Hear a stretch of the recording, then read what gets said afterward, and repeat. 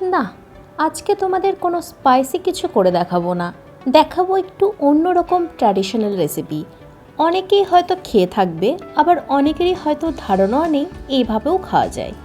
আমিও হলাম সেই দলের, বিয়ের আগে জানতামই না এগুলিও খাওয়া যায়।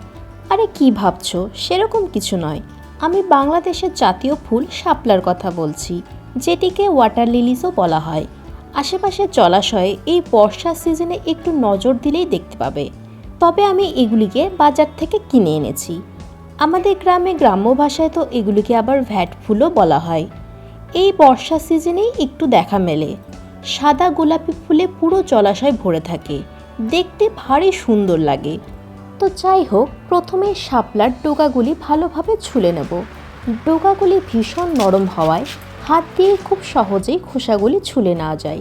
এক্সট্রা করে কোনো বটি বা ছুরির প্রয়োজন পড়ে না। প্রথমেই কিছুটা পরিমাণে ডোগা একটু বড় করে কেটে নিয়েছি পকোড়া বানাবো বলে। এরকম দুটো ঝাঁটার কাঠি নিয়েছি, দু সাইড থেকে গেঁথে নিয়েছি যাতে কোনোভাবেই খুলে না যায়। তোমাদের কাছে টুথপিক থাকলে তোমরা সেটিও ব্যবহার করতে পারো। আমার কাছে ছিল না, তাই আমি ঝাঁটার কাঠি ব্যবহার করেছি।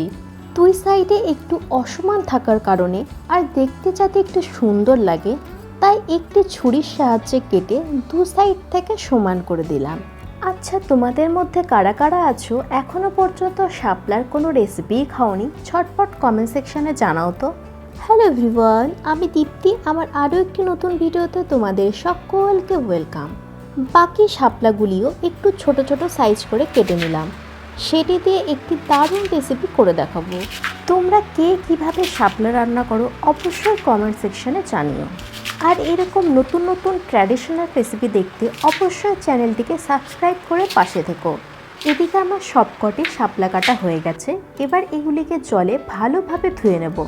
যেহেতু এগুলি জলে জন্মায়, তাই খুব ভালোভাবে ধুতে হবে। এবার এটিকে একটি বড় পাত্রে ট্রান্সফার করে লবণ দিয়ে ভালোভাবে চটকাতে থাকবো। যেহেতু শাপলা একদম নরম সবজি আর এর ডোকায় প্রচুর পরিমাণে জল থাকে, তাই একটু চটকালে খুব ইজিলি প্রচুর পরিমাণে জল বেরিয়ে আসে।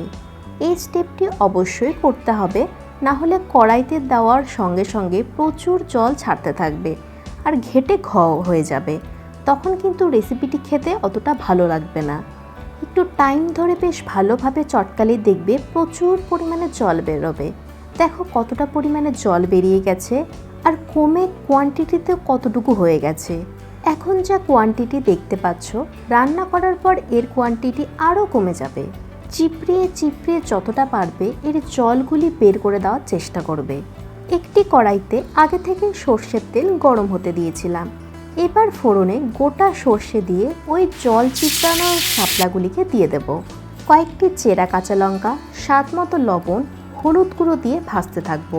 যেহেতু শাপলাগুলিকে লবণ দিয়ে চটকানো হয়েছে, তাই এই সময় সাবধানে বুঝে শুনে লবণ ইউজ করতে হবে। আগে থেকে সাদা আর কালো সর্ষে একসাথে মিক্সিতে পেস্ট করে রেখেছিলাম, সেখান থেকে 2 চামচ দিয়ে আবারও সব কিছুকে কষাতে থাকলাম। যেহেতু সবজিটি এতটাই নরম, কড়াইতে দিলেই মিলিয়ে যায়, তাই রান্না করতে খুব বেশি সময় লাগে না। হার্ডলি 15 মিনিটের মধ্যেই রেডি হয়ে যায়। গরম গরম ভাতে মেখে খেতে অপূর্ব লাগে।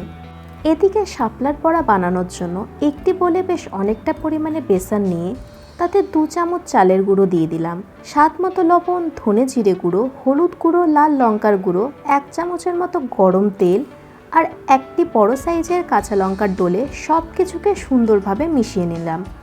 অল্প অল্প করে জল অ্যাড করে মিডিয়াম থিকনেসের একটি ব্যাটার রেডি করে নিয়েছি। এবারে ওই আগে থেকে কাঠি ঢোকানো শাপলাগুলিকে ব্যাটারে চুবিয়ে গরম তেলে ছেড়ে দিয়ে উল্টে পাল্টে ভেজে তুলে নেব। যেহেতু শাপলার ডোগাগুলি ভীষণ নরম হয়, তাই শাপলাগুলিকে আলাদা করে সেদ্ধ করার কোনো প্রয়োজনই হয় না। তোমরা শাপলার ফুলগুলিকে ফেলে না দিয়ে এইভাবেও পকোড়া বানিয়ে খেতে পারো। গরম গরম ভাতের সাথে কিন্তু দারুণ লাগবে। তাহলে বলো, আজকে তোমাদের শাপলার এই 2 ধরনের রেসিপি কেমন লাগলো? ভালো লেগে থাকলে অবশ্যই লাইক, কমেন্ট আর বেশি বেশি করে শেয়ার করে দিও। আর যারা এখনও খেয়ে দেখোনি, তারা অবশ্যই একবার হলেও অন্তত ট্রাই করে জানিও তোমাদের কেমন লাগলো। এখন তো বর্ষাকাল, এই বর্ষাকালে শাপলা খাওয়ার জন্য একদম পারফেক্ট টাইমিং।